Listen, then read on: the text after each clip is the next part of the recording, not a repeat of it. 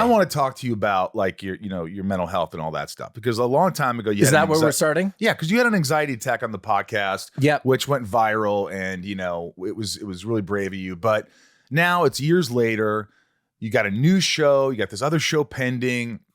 You're living life. Did you learn anything from that moment where you had the anxiety attack, and are you doing things differently so it doesn't happen again? Yes, absolutely. As I spoke about on the podcast, I think that anxiety attack I was in the midst of this transition in my life that I didn't really want to accept. I used to be the guy that would film Arrow until 3:30 in the morning on a Saturday morning, get on a 6 a.m. flight to LA, have a couple of screwdrivers on the flight, get some sleep, and then get back on the Saturday, hang with my family, go out for a nice dinner Saturday night, get up early Sunday morning, especially during football season, like go tailgate, go to a Rams game. Unbelievable. Having fun all that day, drinks, tailgate, stuff like that. And then go meet people afterwards, get on the 8:50 p.m. flight back to Vancouver. What?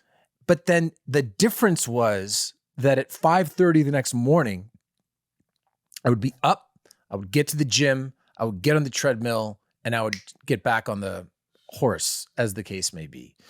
The problem for me became when I lost the ability to do that, if for no other reason that I'm fucking not 29 years old anymore. So your body just kind of caught up with your mind. It was like the chemical makeup of my body changed a little bit, and I lost the ability to then get back up, get to the gym. And so as opposed to getting in and sweating it out, this relatively toxic weekend would live with me and just kind of sit in my system. Yeah. And that led to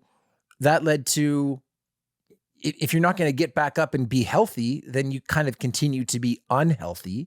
And so I would go through these periods where I think that stuff like anxiety would be almost entirely connected to a withdrawal from alcohol. Wow. And I'm not talking like delirium, like I'm not talking tremors and sweats and a little bit of sweats. Yeah. But I just think that I was on this roller coaster, and it was just a yo-yo of up and down and up and down and up and down. And that becomes really tiresome. Did you quit drinking entirely? No, I didn't quit drinking entirely. I go for long stretches where I don't drink at all. So you could do that. Yeah. You can go a month, 2 months. Month, 2 months, no problem. Don't even think about it. I do my best to never touch any hard liquor anymore, but beers, ciders, wine, I don't. You don't respond well to those. I respond better to those. Hard alcohol is not great.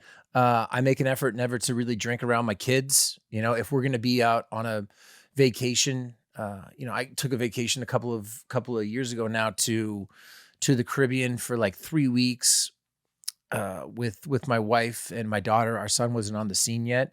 And I didn't touch alcohol the entire time I was there. Again, just filming. Just now, I was on the far east coast of Canada. I was on Cape Breton Island. What were you filming? There's a movie called Little Lorraine. Little Lorraine.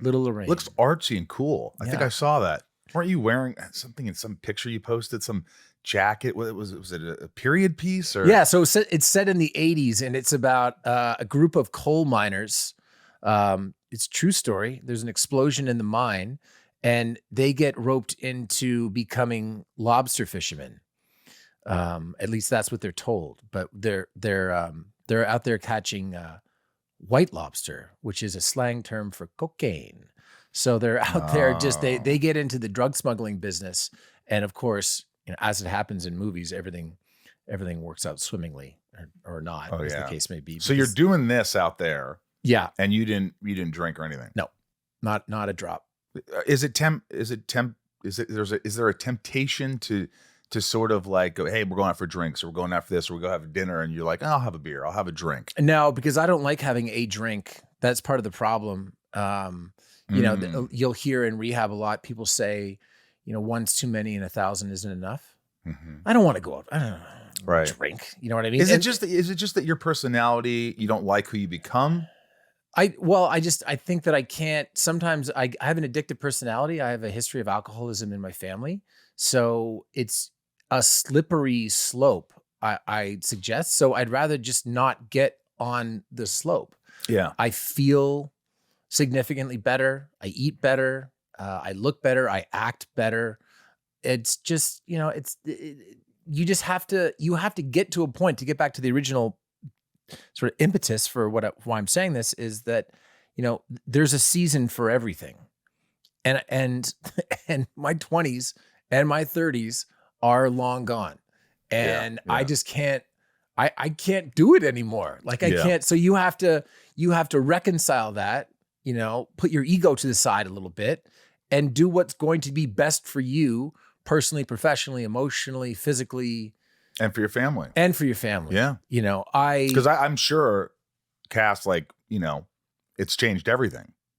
Well, sure. I mean, our relationship when there's no alcohol involved is considerably better. We have more fun together. I love nothing more right now than getting a good night's sleep and waking up at 6 o'clock in the morning for an hour by myself before I make my kids breakfast, take my daughter to school. I did school drop off this morning. So you love this stuff. I love it. I really love it. What is it about that? I love it way more than I could ever love any, mind altering substance. Yeah. Because it's real. It's visceral. It's so much. Yeah. And it's sustainable. It's what you feel. Yeah. A buddy of mine has been sober now for, 6 or 7 years. I was there when he spent his last couple of days drinking out at our spot in the desert before he knew he was going to check himself into rehab. And the way that he describes it is, it's like all of a sudden you sober up and it's like everything's in Technicolor, where before it was kind of black and white. Everything's 3-dimensional, where before it was just 2-dimensional. And I get to appreciate so many more things. And just in general, I feel like, and again, I don't ever want to suggest that I had a crippling problem. I think that it definitely could have went in that direction, right, if I didn't sort myself out. But just you lose the ability, if you are kind of constantly like dealing with a little bit of a hangover, or just you're a little bit cobwebby, you lose the ability to feel genuine happiness at moments when you really should feel genuine happiness. Like your son does something new for the first time, or your daughter sets a personal best in her 50-meter freestyle. And you miss it emotionally. You're not present. You're not available in the way that you should be as a partner, as a friend, as a father. It's just, you're not connected. It's just dulling you. Yeah. A little bit. Yeah. And I have no interest in being that